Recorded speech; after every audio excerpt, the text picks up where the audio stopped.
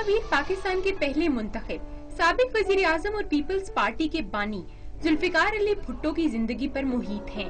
یہاں ان کی زندگی کے مختلف ادوار 3 سال کی عمر سے لے کر شادی، الیکشن، دیگر ممالک سے معاہدے، تقاریر، پھانسی گھاٹ تک کے سفر کی تصاویر رکھی گئی ہیں۔